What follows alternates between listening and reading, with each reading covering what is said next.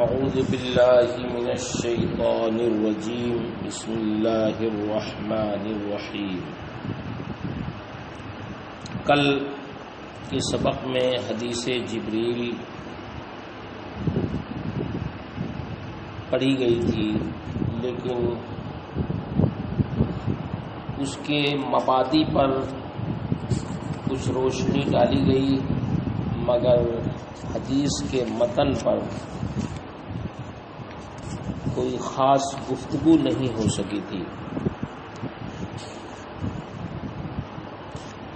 یہ حدیث جس کو امام مسلم نے اپنی صحیح مسلم نے سب سے پہلے نقل کیا ہے، یہ حدیث جبرائیل کے نام سے مشہور ہے۔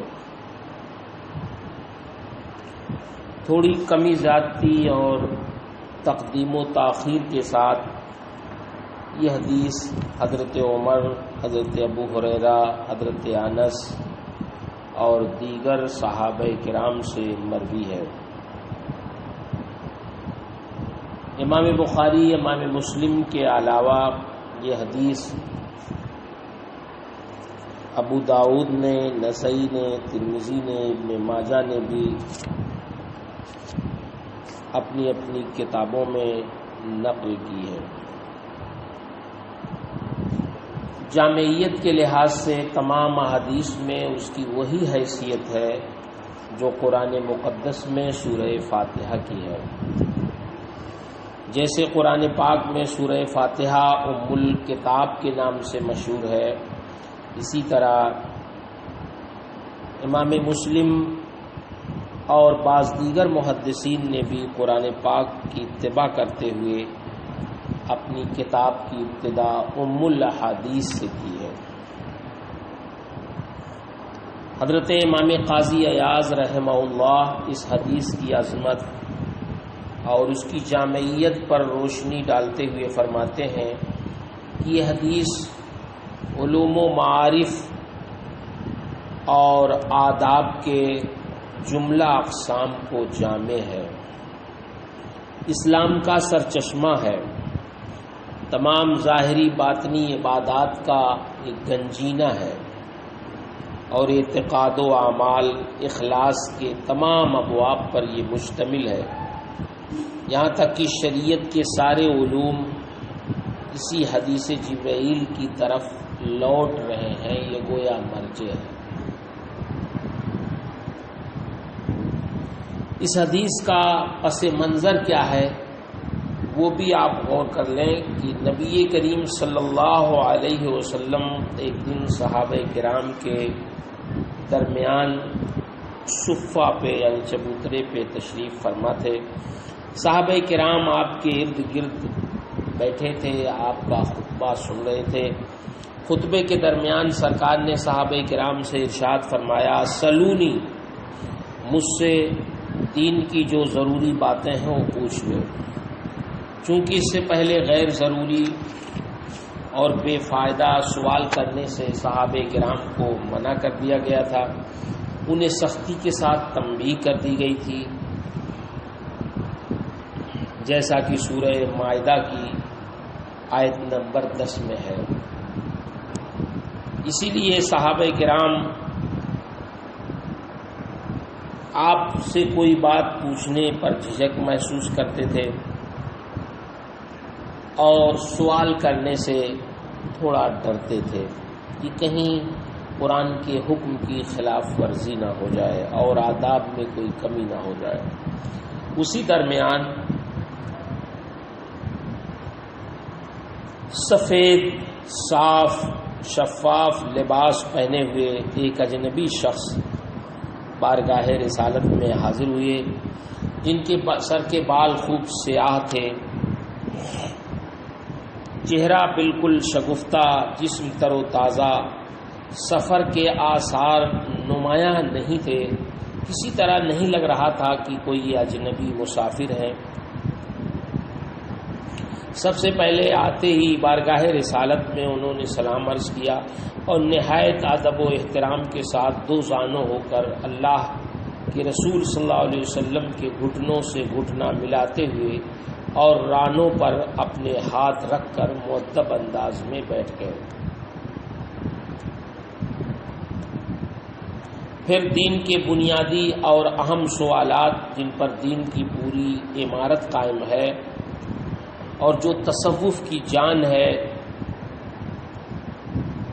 اس کے بارے میں وہ سوالات کرنے لگے۔ حدیث شریف میں آئے لا یورا علیہ اثر السفر، امام نووی فرماتے ہیں کہ مسلم و بخاری میں یہ یا مضمومہ کے ساتھ یورا ہے، لیکن بعض محدثین نے اسے نون مفتوح کے ساتھ نرا روایت کیا ہے۔ یورا ہو یا نرا ہو دونوں صحیح ہے۔ وضع کفہ علی فخذہ، اس عبارت میں کفہ کی ضمیر کا مرجع رجل ہے، لیکن فخذہ کی ضمیر میں دونوں احتمال ہے۔ پہلا تو یہ ہے کہ ضمیر کا مرجع بھی رجل ہی ہو، اس تقدیر پر عبارت کا مفہوم یہ ہوگا کہ اس نے اپنی دونوں ہتھیلیوں کو اپنی رانوں پر رکھا اور دو زانوں ہو کر ادب و احترام کے ساتھ ایسے بیٹھا جیسا کہ ایک طالب علم اپنے استاذ کے سامنے بیٹھتا ہے۔ اس صورت میں ادب کا پہلو زیادہ نمایاں ہے، اور مقتضائے حال چونکہ اسی کا متقاضی تھا، اس لیے امام نووی نے شرح مسلم میں اسی کو ترجیح دی ہے۔ دوسرا احتمال یہ ہے کہ اس کا مرجع حضور اکرم صلی اللہ علیہ وسلم کی ذات اقدس ہو، اس تقدیر پر معنی یہ ہوگا کہ اس نے اپنے ہاتھوں کو حضور کے زانوئے مبارک پر رکھ دیا۔ بعض روایتوں میں اس کی تصریح بھی ہے، سلیمان تیمی کی روایت میں ہے کہ وضع یدہ علی رکبتئی نبی صلی اللہ علیہ وسلم۔ علامہ طیبی نے بھی اسی کو ترجیح دی ہے۔ دونوں روایتوں میں تطبیق کی صورت یہ دی جا سکتی ہے کہ ابتداً اپنے ہاتھ اپنے گھٹنوں پر رکھ کے بیٹھے ہوں، پھر جب دھیرے دھیرے کچھ بے تکلف ہو گئے ہوں تو سرکار کے زانوئے اقدس پر اپنے ہاتھ رکھ دیے ہوں۔ اللہ زیادہ بہتر جانتا ہے۔ بہرحال ان مختلف روایتوں سے اندازہ ہوتا ہے کہ حضرت جبرائیل امین نے کبھی تو انتہائی ادب و احترام کا مظاہرہ کیا اور سرکار کے حضور میں ایسے بیٹھے جیسے کہ ہم نماز میں بیٹھتے ہیں، اور کبھی آپ نے عربیت اور بدویت کا اظہار کیا کہ سرکار کے زانوئے مبارک پر اپنا ہاتھ رکھ دیا۔ بلکہ بعض روایتوں میں یہ بھی آیا ہے کہ وہ صحابہ کی گردنیں پھلاکتے ہوئے آگے بڑھ گئے۔ ہو سکتا ہے بغیر اس کے سرکار تک پہنچنا مشکل رہا ہو۔ بہرحال حضرت جبرائیل امین نے اجنبیوں کے طور طریقے اختیار کیے اور اجنبی بن کر سرکار کے خدمت میں حاضر ہوئے۔ ان کا مقصود یہی رہا ہوگا کہ اپنی حالت کو چھپانا تھا اور کسی بھی طرح سے ظاہر نہیں کرنا تھا صحابہ کرام پر کہ یہ اجنبی انسان سید الملائکہ جبرائیل امین ہے، کیونکہ اگر ان پر ظاہر ہو جاتا تو ان پر ہیبت چھا جاتی اور اتنے اہم سوالات و جوابات کو وہ اپنے ذہن میں محفوظ نہ رکھ پاتے، بلکہ ممکن ہے وہاں سے بعض لوگ بھاگ کھڑے ہوتے۔ اسی لیے جبرائیل امین نے آخری وقت تک اپنے آپ کو چھپائے رکھا۔ حدیث شریف میں ہے کہ جبرائیل امین نے کہا وقال یا محمد اخبرنی عن الاسلام۔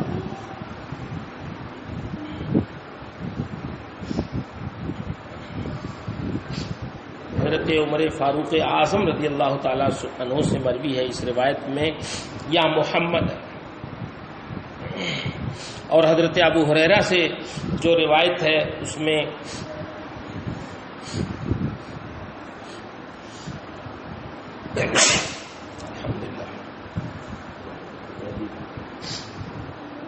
اس میں یا رسول اللہ، جس کو امام بخاری امام مسلم نے بھی روایت کیا۔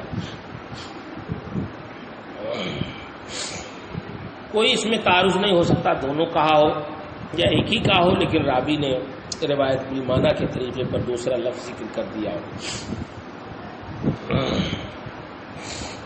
اس مقام پر یہ اعتراض ہو سکتا ہے کہ حضرت جبرائیل امین نے حضور سید عالم صلی اللہ علیہ وسلم کا نام لے کر آپ سے عرض و معروض کیا اور یہ شان رسالت میں بے ادبی معلوم ہوتی ہے، اللہ کے حکم کی خلاف ورزی معلوم ہوتی ہے۔ اللہ نے ارشاد فرمایا لا تجعلوا دعاء الرسول بینکم کدعاء بعضکم بعضا۔ اس کا جواب یہی ہے کہ خطاب لا تجعلوا دعاء الرسول بینکم یہ بنی آدم سے ہے، لہٰذا یہ حکم بھی بنی آدم کو ہوگا، اور حضرت جبرائیل امین ملائکہ سے ہیں، لہٰذا وہ اس حکم میں داخل ہیں۔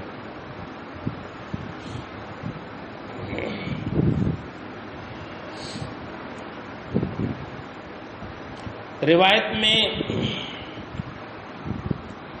پہلے اسلام کے بارے میں سوال ہے، مسلم میں جو روایت ہے، اور بخاری میں سوال کی ترتیب مسلم کے برعکس ہے، یعنی بخاری میں پہلے ایمان کے بارے میں سوال منقول ہے۔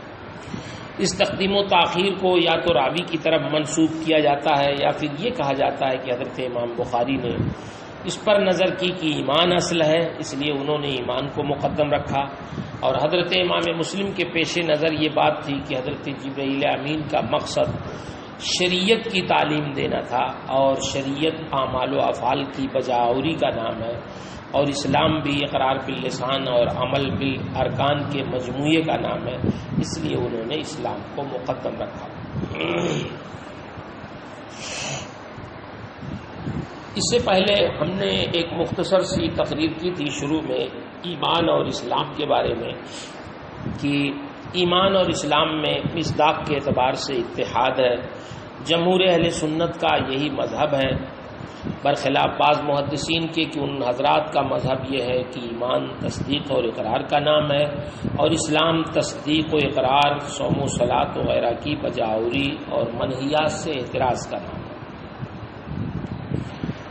یہ لوگ سورہ حجرات کی آیت نمبر 14 سے استدلال کرتے ہیں، اور اس حدیث سے بھی استدلال کرتے ہیں، جس کا محصل یہ ہے کہ حضرت جبرائیل امین نے نبی کریم صلی اللہ علیہ وسلم سے اسلام کے بارے میں سوال کیا کہ اسلام کیا ہے، تو سرکار نے فرمایا شہادتین کا اقرار کرو اور نماز و روزہ حج و زکوٰۃ کی ادائیگی کرو۔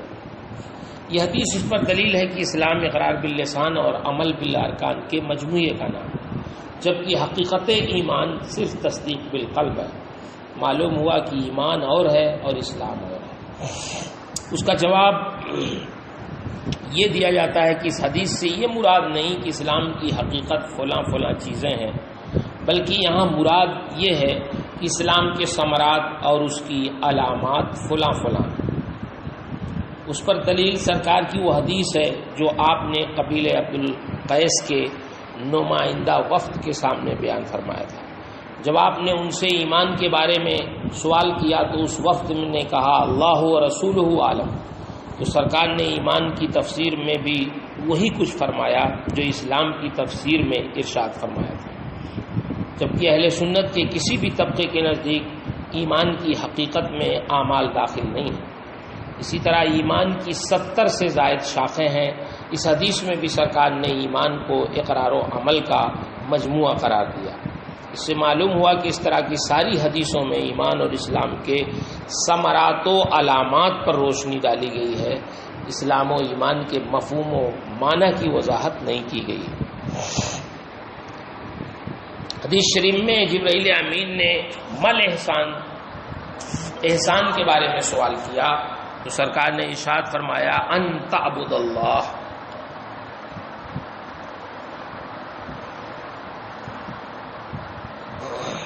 احسان ان تعبد اللہ کأنک ترا۔ احسان کیا ہے؟ احسان یہ باب افعال کا مصدر ہے، معنی ہے نیکی کرنا، نیکی کرنا۔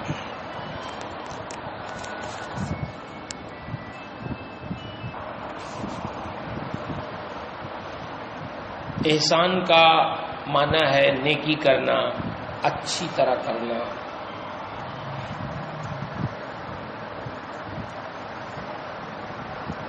امام نووی رحمہ اللہ فرماتے ہیں کہ یہ کلمہ جوامع الکلم میں سے، گویا کوزے میں سمندر کو سمیٹ دیا گیا.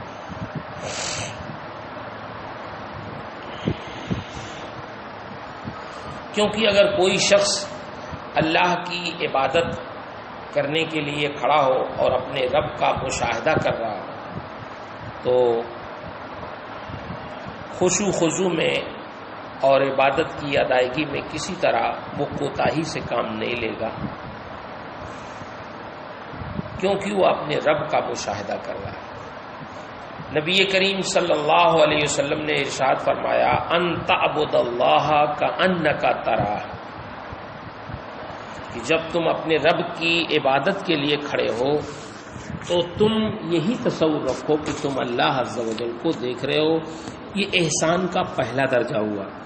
اور دوسرا درجہ یہ ہے کہ اگر تم اپنی یہ حالت نہیں بنا سکتے اور اس درجے تک نہیں پہنچ سکتے تو تم اپنے دل میں یہ خیال جمائے رہو کہ تمہارا خالق و پروردگار تمہیں دیکھ رہا ہے.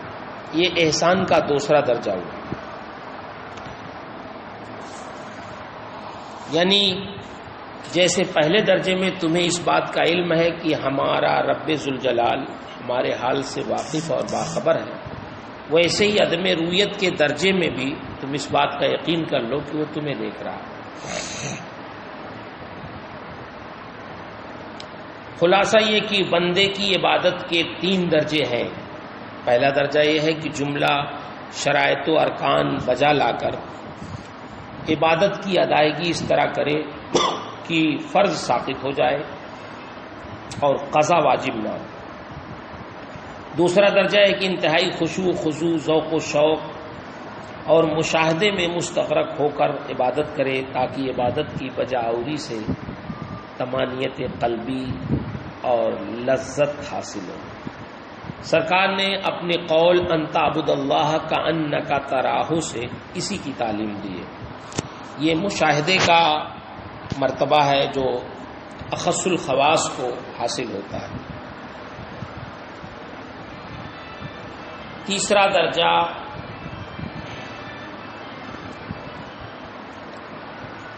یہ ہے کہ بندہ عبادت اس طرح کرے کہ اس پر اس حالت کا غلبہ ہو کہ حق تعالیٰ اسے دیکھ رہا. یہ مراقبہ کا مرتبہ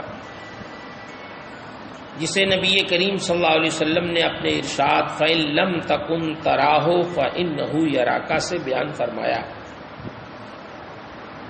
اس میں مشاہدہ کے مرتبے سے مراقبہ کے مرتبے کی طرف نزول کیا گیا.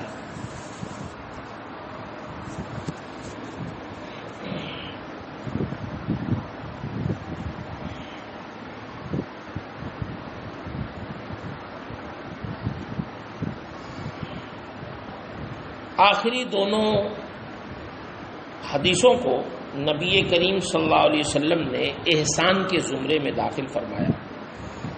اب ان دونوں میں چونکہ اول متحقق نہیں ہے اس لیے اسے کأن سے تعبیر فرمایا. کأنک تراہ، چونکہ رویت متحقق ہوتی نہیں تو کأن سے اس کو تعبیر کیا. اور ثانی متحقق اور یقینی ہے اس لیے اسے بغیر کأن کے بیان فرمایا. پہلے والے میں فرمایا ان تعبد اللہ کأنک تراہ، اور دوسرے والے میں ارشاد فرمایا فَإِن لَمْ تَكُنْ تَرَاهُ فَإِنَّهُ يَرَاكَ. تو یہاں فَإِنَّهُ يَرَاكَ میں کأن نہیں لگایا کیونکہ یہاں تو یقینی ہے کہ رب اسے دیکھ رہا ہے. حدیث شریف میں سرکار نے یہ بھی ارشاد فرمایا مل مسئول عنہا بِأَعْلَمَ مِنَ السَّائِلِ. قیامت کے بارے میں جب جبرائیل امین نے پوچھا تو سرکار نے اس کے جواب میں فرمایا کہ جس سے پوچھا گیا ہے وہ سائل سے زیادہ نہیں جانتا. یہ حدیث کا متن منکرین علم غیب کے لیے بڑی اہم دلیل ہے. اس سے وہ ثابت کرتے ہیں کہ نبی کریم صلی اللہ علیہ وسلم کو یہ علم نہیں تھا کہ قیامت کب آئے گی.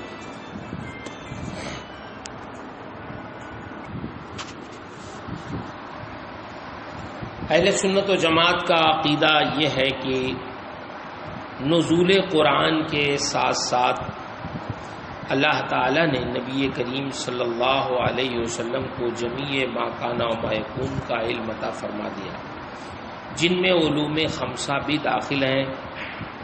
اپنے اس موقف پر ہمارے اسلاف نے، ہمارے بزرگوں نے بہت سارے دلائل و شواہد کے ساتھ اس مسئلے کو ثابت فرمایا ہے۔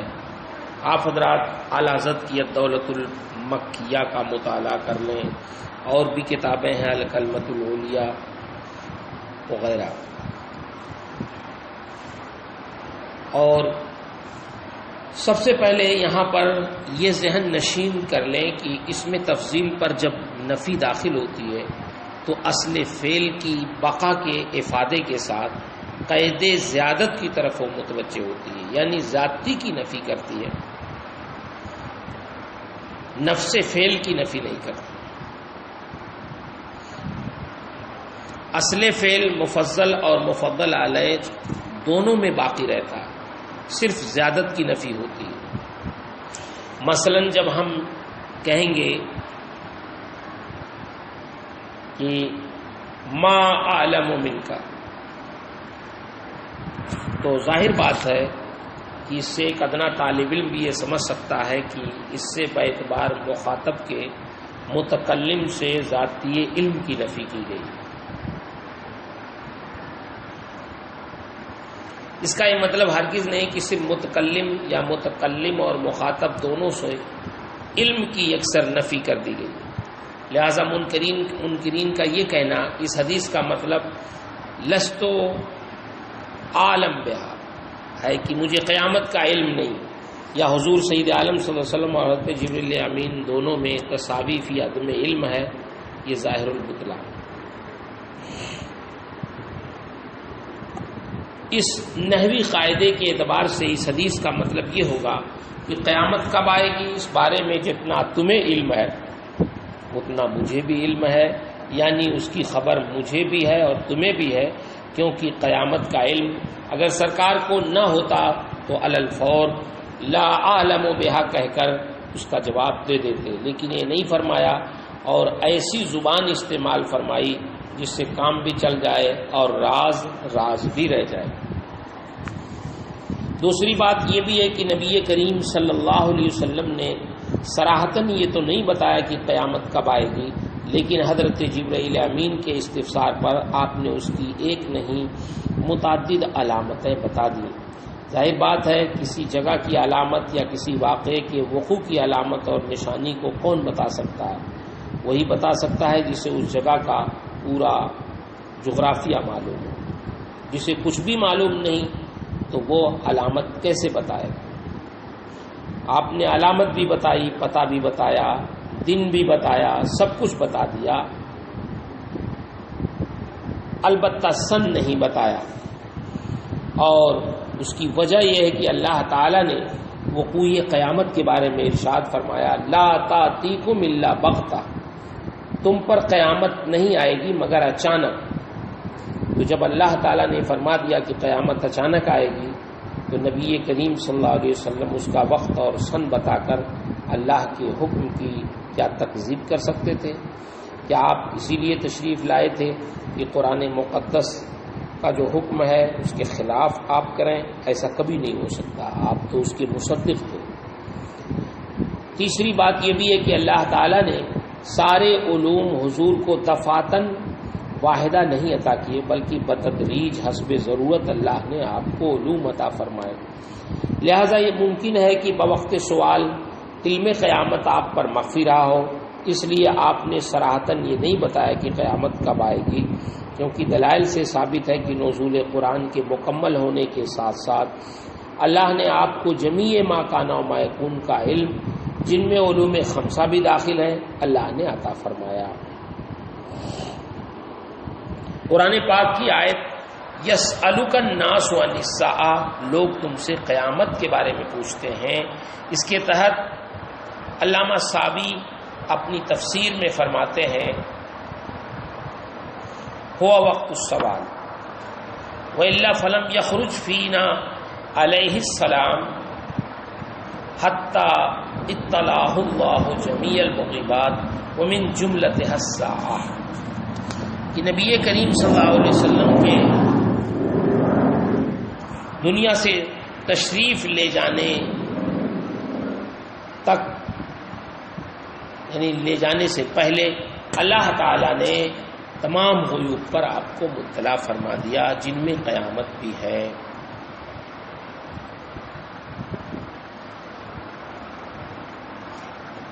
امام قسطلانی شرح بخاری میں فرماتے ہیں کہ لا یعلم متی تقوم الساعہ، لا یعلم متی تقوم الساعہ احد الا اللہ الا من ارتضی من رسول اللہ فإنہ یطلع علی ما یشاء من غیبہ، اللہ کے سوا کوئی نہیں جانتا کہ قیامت کب ہوگی مگر اس کے پسندیدہ رسول، کہ اللہ ان کو اپنے جس غیب پر چاہے مطلع فرما دیتا ہے۔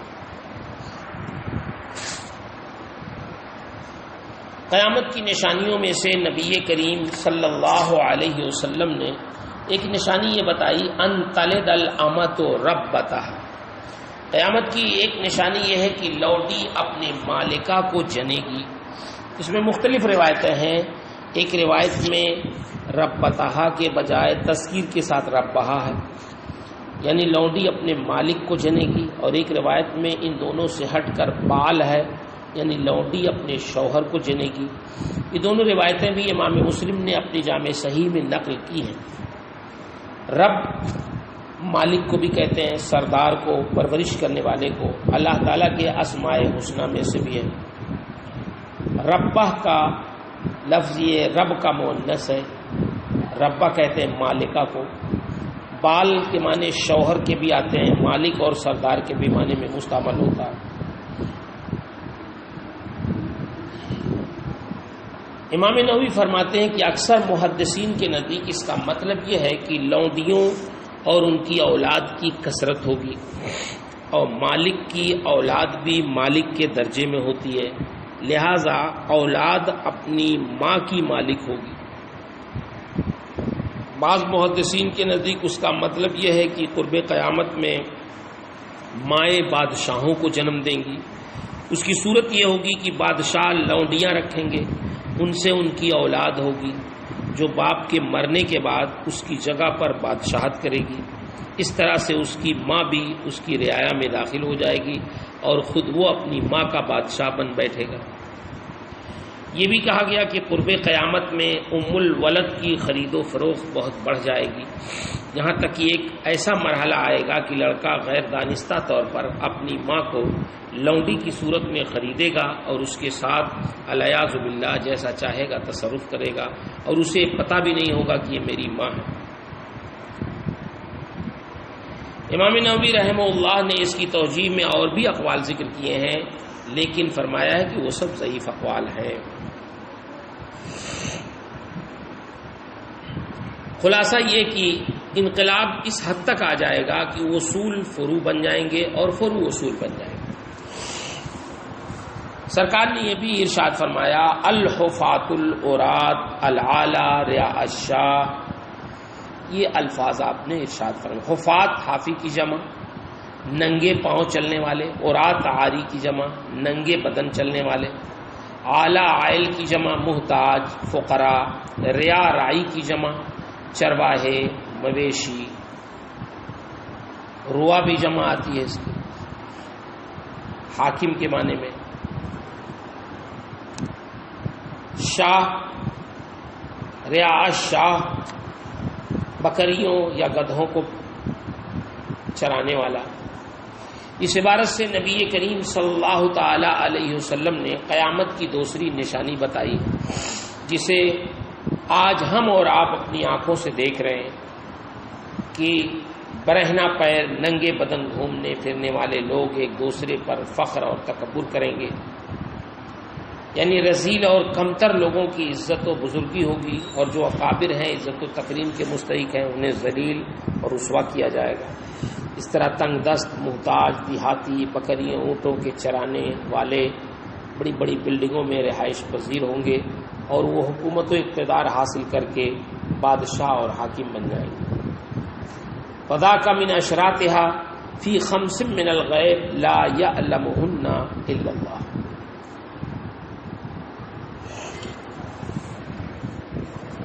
قیامت بھی غیب کی ان 5 باتوں میں سے ہے جن کا علم سوائے اللہ کے کسی کو نہیں. اس کے بعد حضور نے یہ آیت مبارکہ تلاوت فرمائی.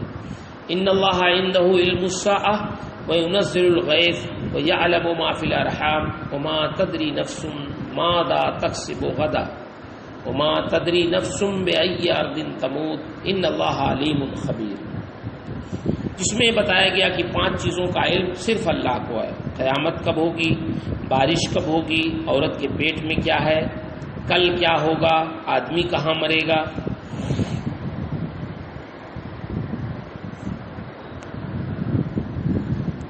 اس حدیث جبرائیل سے اور اس آیت مبارکہ سے منکرین علم غیب یہ ثابت کرتے ہیں کہ حضور کو علوم خمسہ کا علم نہیں تھا، اور اگر کوئی ان کا علم سوائے خدا تعالیٰ کے کسی اور کے لیے ثابت کرے تو وہ مشرک ہے.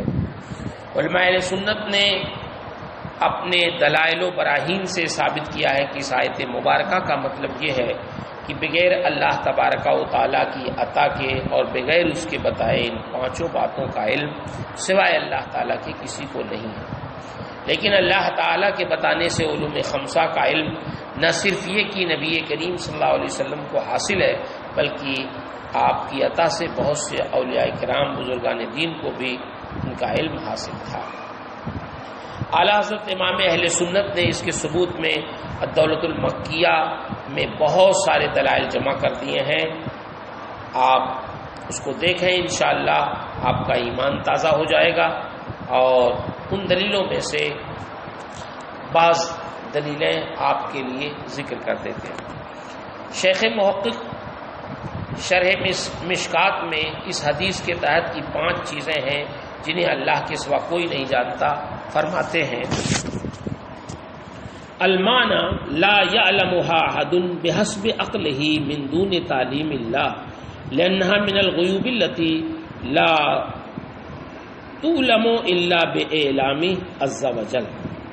اس حدیث کا مطلب یہ ہے کہ ان 5 چیزوں کو بے خدا کے بتائے اپنی عقل سے کوئی نہیں جانتا، اس لیے کہ یہ 5 غیوب میں سے ہیں جو بے اللہ عز و جل کے بتائے معلوم نہیں ہوتے. امام عینی نے شرح بخاری میں ارشاد فرمایا کہ لا مطمع لأحد من هذه الامور الخمسه لهذا الحديث وقد فسر النبي صلی اللہ علیہ وسلم قوله تعالی وعنده مفاتيح الغیب بهذه الخمس. اس حدیث سے ثابت ہے کہ ان علوم خمسہ کے علم میں طمع کی کسی کے لیے کوئی گنجائش نہیں. حضور صلی اللہ علیہ وسلم نے آیت مبارکہ وعنده مفاتیح الغیب بهذه الخمس کی تفسیر انہی 5 علوم سے کی ہے. لہذا اگر کوئی ان 5 چیزوں میں سے کسی کے علم کا دعویٰ کرے اور اس علم کو حضور کی تعلیم سے نہ بتائے تو وہ اپنے دعوے میں جھوٹا ہے. اس کا مطلب یہ ہے کہ اگر کوئی بغیر حضور کی عطا اور واسطے کے ان امور خمسہ یا ان میں سے کسی ایک کے علم کے ہونے کا دعویٰ کرے تو جھوٹا ہے. اس سے نتیجہ نکلا کہ اگر کوئی حضور کی عطا سے ان علوم کے حاصل ہونے کا دعویٰ کرتا ہے تو ایسا شخص جھوٹا نہیں بلکہ سچا. اس سے معلوم ہوا کہ حضور ان 5 غیبوں کو جانتے ہیں. اولیاء اللہ میں سے جسے چاہیں اسے بتاتے ہیں. قصیدہ بردہ شریف میں بھی یہ صراحت کی گئی کہ نبی انہ لم یخرج صلی اللہ علیہ وسلم من الدنیا الا بعد علم اللہ تعالی بہذه الامور الخمس.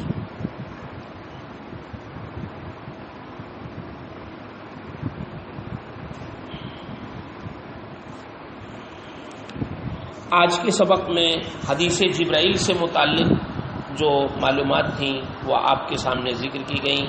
آپ نے بخاری شریف میں بھی پڑھا ہوگا الحمدللہ، اور استاذ گرامی حضرت مفتی صاحب قبلہ مدد العالی نے انشاءاللہ اس سے بہتر طریقے سے مجھے امید ہے کہ آپ کو بتایا ہوگا.